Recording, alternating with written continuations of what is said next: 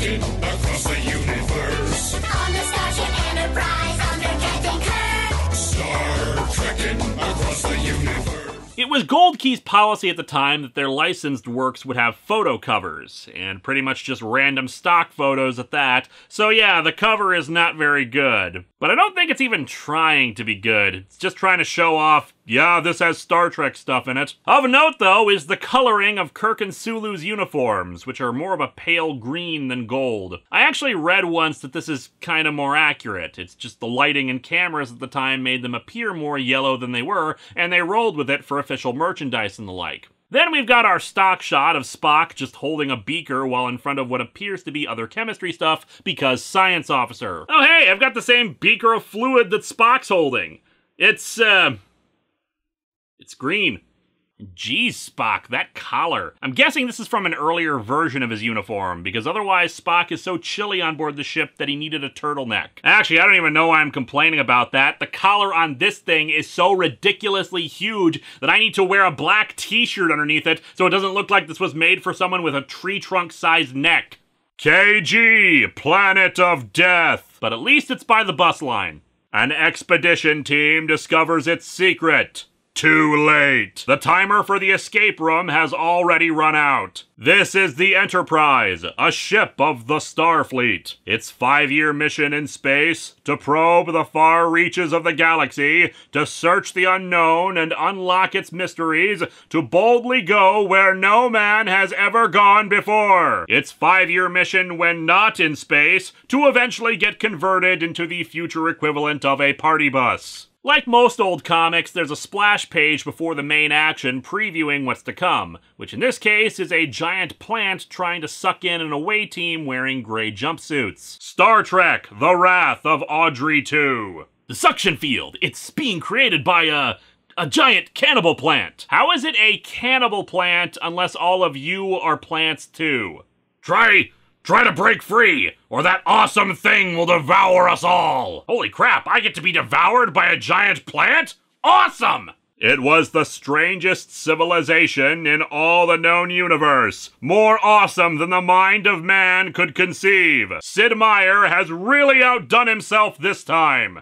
And the expedition team from the star spaceship USS Enterprise, as opposed to their counterparts on the space starship USS Enterprise, soon regretted their decision to explore KG. Explore strange new worlds! And instantly regret it. We open on Kirk giving a log entry with kind of a goofy star date, having a colon in the middle of it, but that's not the kind of thing I'm gonna harp on. Really, the fact that they include a stardate number is impressive enough. Enterprise carrying out exploration mission through Galaxy Alpha. So far, we've seen no indication of life anywhere in the galaxy. Considering the size of an entire galaxy, this is the cosmic equivalent of walking into a department store when you don't want to be there and going, "Well, I don't see any clothing section, let's go." Captain Kirk, sir, I've picked up another celestial body on the space scope, and this one appears fertile. Ensign, I've asked you before to not look at porn while you're on the job. Also, space scope, lest you think they were looking at any other kind of scope. Give me a close-up of it on the TV scanner. I would, sir, but we're in the middle of a commercial. The planet is designated Kelly Green, or KG for short, and they see that it's lush with plant life, so they decide to investigate with a landing party, or exploration party as Kirk calls it. However, in order to get closer, the Enterprise has to fly through something. As the Enterprise closes on the planet, she passes through an eerie space fog. Oh crap, now they're in Space Silent Hill! Whatever the space fog is, it contains plant spores that fasten onto the hull and are so microscopic that they can actually pass through the hull and into the ship. Spock and Dr. McCoy, wearing a gold, or rather kind of green uniform, discuss how the exploration team is going to be staying on the planet for 3 days. Because I guess you just have to stay down on the planet for the weekend. Although again, I probably should give them more of the benefit of the doubt that they're actually going to be doing science. Star Trek Enterprise did the same thing, and it just came across like a bunch of ignorant tourists. That ended with the away team going insane, trying to kill each other, and one of them merged with leaves in a transporter accident. In any event, while they're in the science lab, some actual guinea pigs that are with them start squeaking loudly until they begin changing. They're making a fantastic transformation of some kind. It's as if they're turning into plants! We've got to record this on film for future research reference! Viral YouTube video, here I come! Good to see McCoy's got his priorities straight. Something weird! Cool! Let's film it! But before Dr. McCoy can act, a menace no mortal man has ever known explodes from the cage. Well, no mortal man aside from Kurt Russell. The animals! They've transformed into giant hostile trees! Okay, so instead, no mortal man aside from Bruce Campbell. Spock summons guards, because they just have some on hand in the science lab, and some security personnel come in and shoot at it, quickly destroying the plant. Later, Kirk wants to know why the hell the guinea pigs just randomly transformed into trees. I have one thought. Weeks ago, we tested both the guinea pigs outside the ship. It turns out guinea pigs can breathe in space. Would not have called that.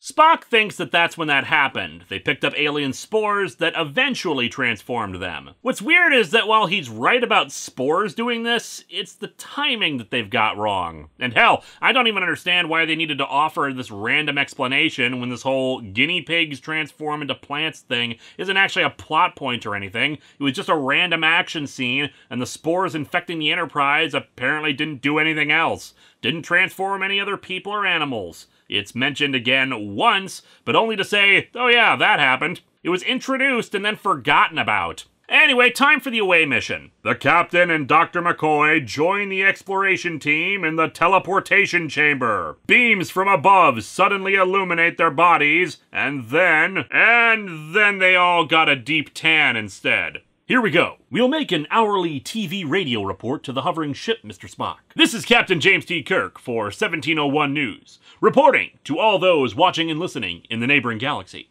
Also included in the team is yeoman Janice Rand, a character from the original series, and apparently the artists were under the impression that her beehive hairdo was a hat, since in all these panels she's wearing a big red beanie on her head where the hairdo should be. Anyway, the planet is overrun with various types of plant life. A red shirt, or should we even call them that when they're wearing gray jumpsuits?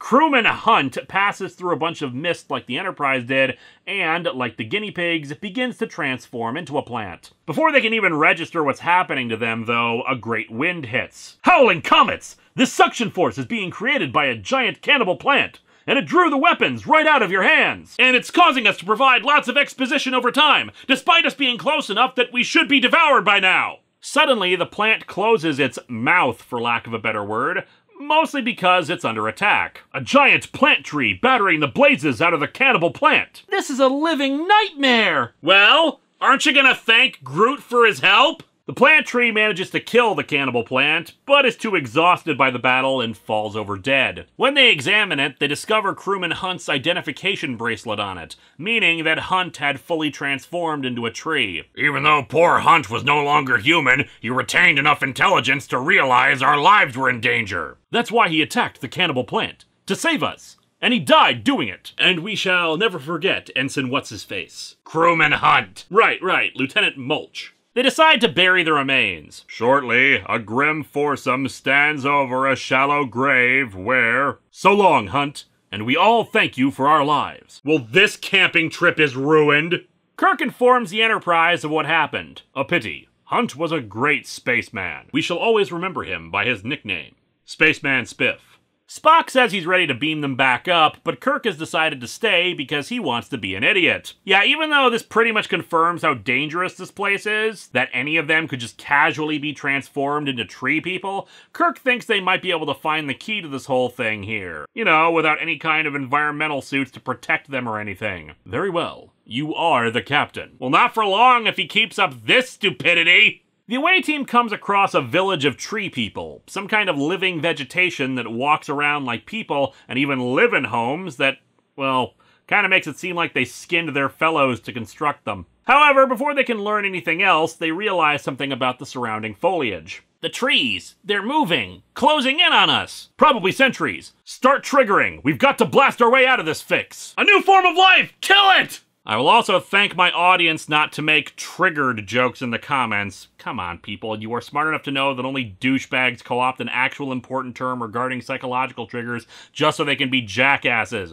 No, what confuses me is its use here. Did they think saying that word sounded more futuristic than just, you know, start shooting? In any case, they shoot through the trees, but are soon pursued by, well, tumbleweeds. It's my hunch they're trailing us like bloodhounds, probably relaying our location back to their headquarters. I would just like to remind people that this comic is about intelligent tumbleweeds under the command of a society of tree people are chasing after the cast of Star Trek, and that said tumbleweeds and tree people have a headquarters. You know, there are days when I really love my job. Remembering that they've got guns, Kirk and McCoy shoot at the tumbleweeds and destroy them. Because, you know, they're tumbleweeds. They retreat to a nearby cave to catch their breath. I'm exhausted. Steady, honey. I know it's been rough. Wow! Taking that subtext between Kirk and Rand and just running with it, aren't you? Let's face it, Captain. We're too little in number and firepower to fight this incredible nation of vegetation. A vegination, if you will.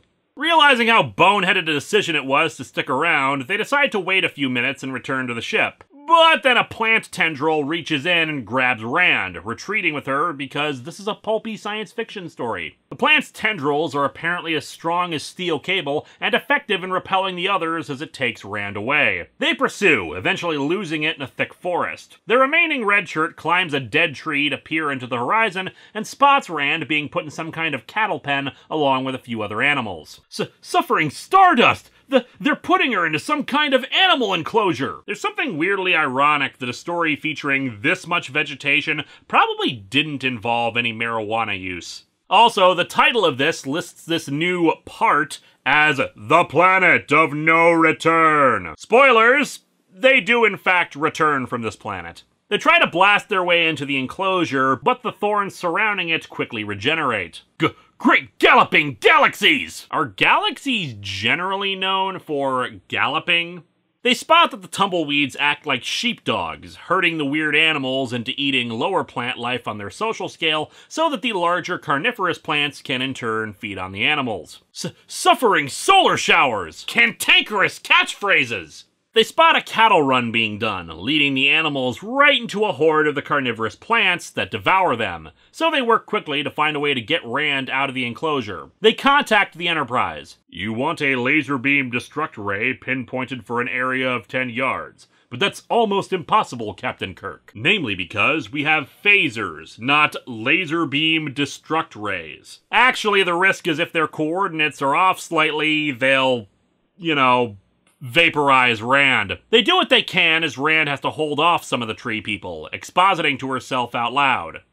They think I'm one of their cattle beasts. Got to hold them off. The men are trying to help me. They must be. I mean, they wouldn't abandon me unless there were budget problems and... oh no.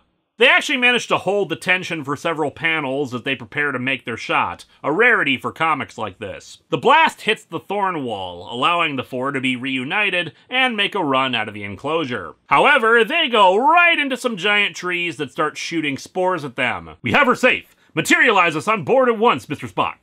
Giant trees are trying to germinate us. Hurry! Hurry! My God, Spock, why? Why aren't you rescuing us? Probably because you're trying to contact him using the tricorder. Damn it, Spock! I don't care about the chemical composition of the air. We need to be beamed out of here immediately! Fortunately, Spock manages to beam them back in the nick of time. Thank 1,000 star heavens. We get it, you're from space! Rand says they should get the hell away from this planet. Yes, I second that motion. Whoo-woo. No, not until you tell me what that woo-woo thing was. Spock explains that he's calculated what will happen if those giant trees continue to emit spores through the universe. He says that the spores may float through space for centuries or even light years. Wow! In the original Pokemon games, there's a guy who also mistakes light years for measuring time instead of distance. Except in that, he does correct himself after you battle him. So right now, a Pokemon game has better science than a friggin' Star Trek comic. But yeah, he says that eventually the spores will strike other planets. Except of course, like you said, it's gonna take an absurdly long time to reach. I know there are some organisms with an insane lifespan, but come on. These things can survive the vacuum of space for thousands of years and eventually hit other planets? How are they even propelling themselves? How can the trees shoot the spores with enough power to force them into space? But whatever, we need to nip this plant problem in the bud, so Spock programs the ship's laser beams to annihilate all the plant life on the world. And so our comic ends with the Enterprise making its way across the sky and burning this whole friggin' planet down. Some men just want to watch the world burn. I just didn't expect those men to be Kirk and Spock. Total destruction. A mission that must be fulfilled before we can continue our tour of research through the vast reaches of the universe. What other strange new worlds can we set on fire? This comic, for the most part, is actually kind of okay. Oh sure, as a Star Trek story, it's bizarre, weird, the science is questionable at best, the characters are flat, the dialogue is inconsistent with who these people should be, and feels more like some random science fiction pulp story that just inserted Star Trek characters into all the roles. But honestly, taken on its own from that perspective, it's not terrible. It's not any great work of writing, but as a run-of-the-mill science fiction story of the era, it's just got some silly dialogue while containing some interesting ideas, like a society of living plants, an ecosystem where plant life dominates animal life, and plenty of tension and horror elements that keep you engaged. The ending is especially laughable given it basically amounts to, these plants are scary, let's utterly destroy this planet that otherwise wasn't doing anything other than existing. But the artwork is decent and creative. And frankly, if it is bad, I'd say it's definitely more so bad it's good than anything so awful as to warrant hatred or the like. Next time, Halloween begins.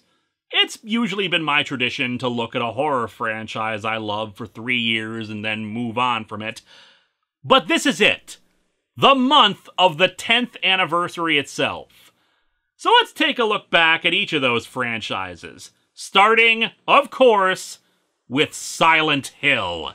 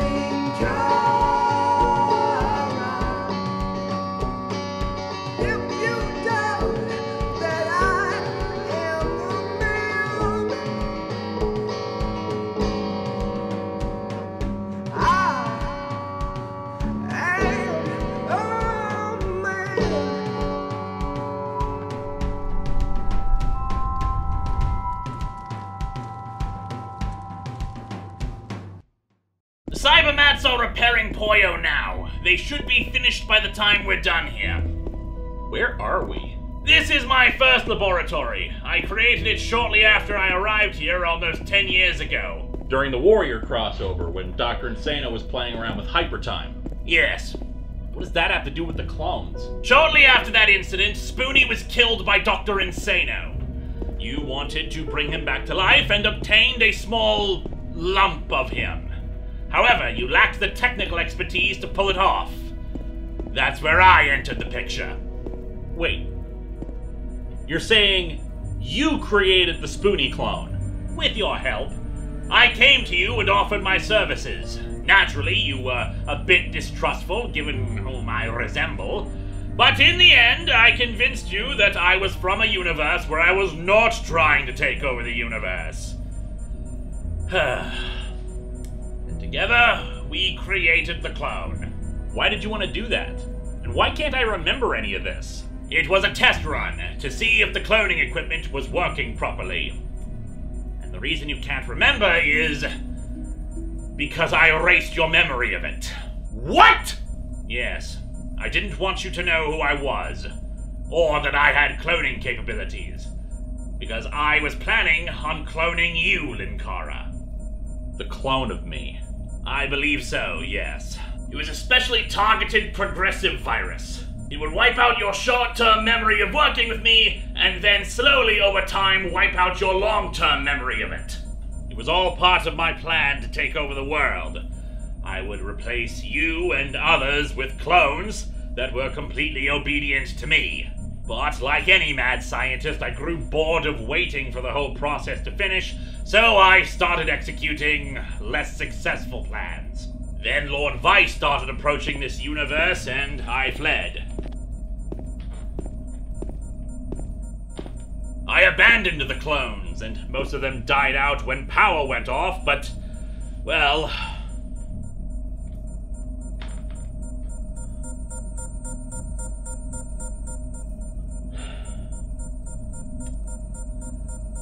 my clone.